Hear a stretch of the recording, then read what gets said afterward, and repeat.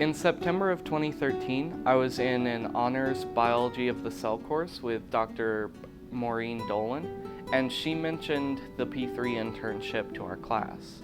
So I applied and I ended up being accepted. So since then, I've been working in Dr. Carol Kramer's lab, and it's been about 2 years now.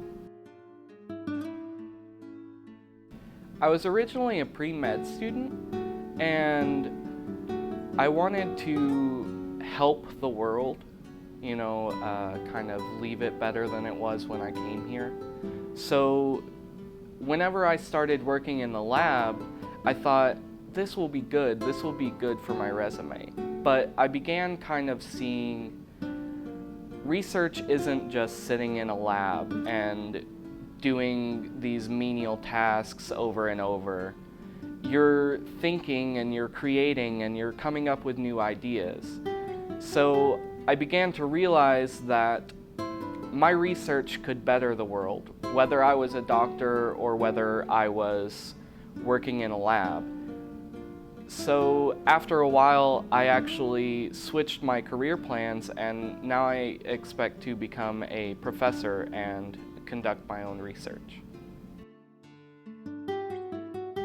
P3 afforded me the opportunity to attend a research conference in Spokane, Washington, hosted by the American Council for Medicinally Active Plants.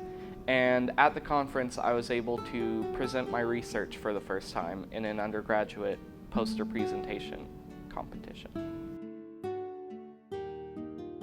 By working in P3, I was able to come into a lab and start working with things that I would hear about in class, but they seemed really abstract or, kind of unimaginable.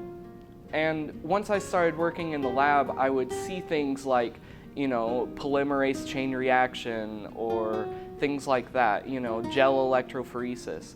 And I would see, okay, this is how this works. This is how it's done, and this is what you would get from it. P3 has brought me to a lot of really interesting places. Like, I was able to go to the Winthrop Rockefeller Institute at Mount Pettigee. For an aspiring researcher, the lab experience offered by P3 is priceless.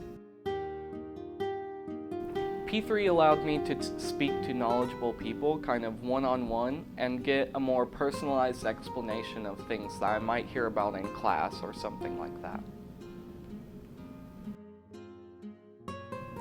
P3 is a great opportunity that opened my eyes to the world of research.